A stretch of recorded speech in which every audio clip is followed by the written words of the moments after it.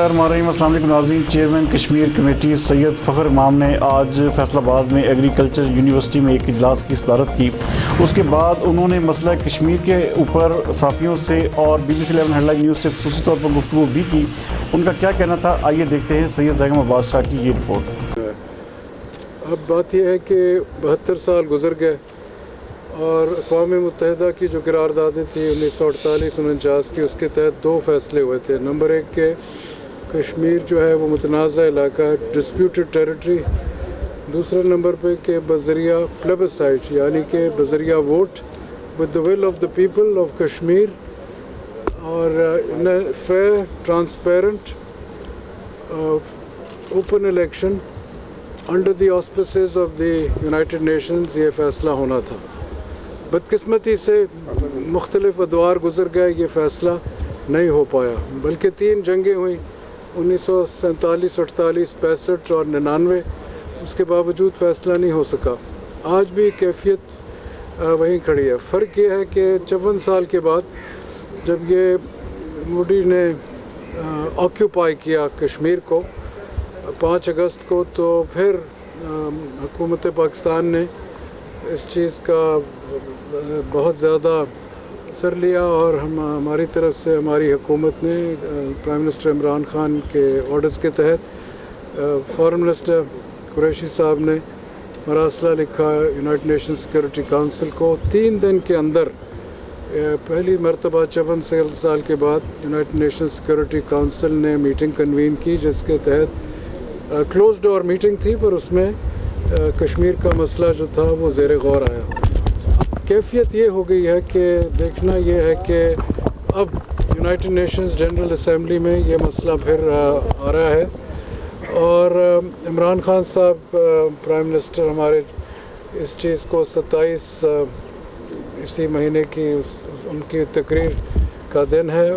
موڈی بھی، prime minister موڈی بھی اس دن تقریر کریں گے، ان سے پہلے موڈی کریں گے، اس کے بعد عمران خان صاحب۔ اب دیکھنا یہ ہے کہ ہمارا جو موقف ہے تو وہ اس کی بنیاد ہی انصاف اور عدل پہ بیس ہے، اور UN سیکورٹی کونسل انڈیا کا موقف یہ رہا کہ سملا اگریمنٹ کے بعد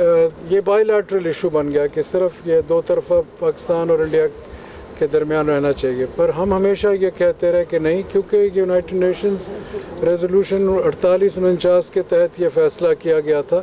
کہ کشمیریوں کے ہی ذریعے اس کا مستقبل کا فیصلہ ہوگا، اور ہمارا جو موقف تھا وہ تسلیم ہوا جب یونائٹڈ نیشن سیکورٹی کونسل کی میٹنگ ہوئی، اور اس میں چائنا نے سب سے اہم ترین رول ادا کیا، کیونکہ یہ 5 جو پرماننٹ ممبرز ہیں، چائنا، یونائٹڈ اسٹیٹس، رشیا، برطانیہ اور فرانس، ان میں سے اگر ایک بھی کہتا کہ نہیں ہوگا، اور یہی پہلے ہوتا رہا 54 میں کوئی نہ کوئی ایک ملک نہیں چاہتا تھا کہ یونائٹڈ نیشن سیکورٹی کونسل کی میٹنگ ہو، اس مرتبہ ہم کامیاب ہوئے اور یہ سیکورٹی کونسل کی میٹنگ ہوئی ہے۔ اس کے بعد آپ نے دیکھا کہ پرائم منسٹر عمران خان 3 دفعہ آزاد کشمیر گئے۔ ایک دفعہ انہوں نے جا کے ان کی جو اسمبلی تھی اس میں خطاب کیا، دوسری مرتبہ LOC کہ وہاں جو ہماری لائن آف کنٹرول ہے، وہاں پاکستان کی افواج اور آرمی چیف اور پورا کمانڈ وہاں موجود تھا، وہاں کی جو کشمیری جن کو چوٹیں آئیں، انجر ہوئے، وہ ان کے ساتھ بھی گفتگو ہوئی ہمارے پرائم منسٹر کی، اور تیسری مرتبہ پچھلے ہفتے مظفر آباد میں ایک جلسہ کیا گیا تھا۔ اس کے علاوہ ہر سطح پہ ہمارے فارن منسٹر صاحب United nations human rights council کی جو میٹنگ ہوئی ہے پچھلے ہفتے جنیوا میں، اس میں خود انہوں نے حاضری دی، اور آپ کو اس چیز کا علم ہوگا کہ یونائٹڈ نیشنز جو ہیومن رائٹس کونسل ہے اس کی 2 رپورٹیں آئی ہیں 70 سال کے بعد۔ پہلی رپورٹ پچھلے سال آئی تھی جون 2018 میں، دوسری مرتبہ جولائی 2019 میں وہی رپورٹ ریپیٹ ہوئی، جس میں جو ہندوستان نے اتنے مظالم کیے ہیں، اتنے مظالم ڈھائے ہیں انڈین آکوپائڈ کشمیر میں، اس کے بارے میں یہ باتیں انہوں نے پن پوائنٹ کی تھی، اور اس پہ انڈیا نے بہت سخت اعتراض کیا، پر اس کے باوجود ہیومن رائٹس کمیشن جو یونائٹڈ نیشنز چارٹر کے تحت چل رہی ہے، اس نے جو انڈیا نے وہاں مظالم کیے،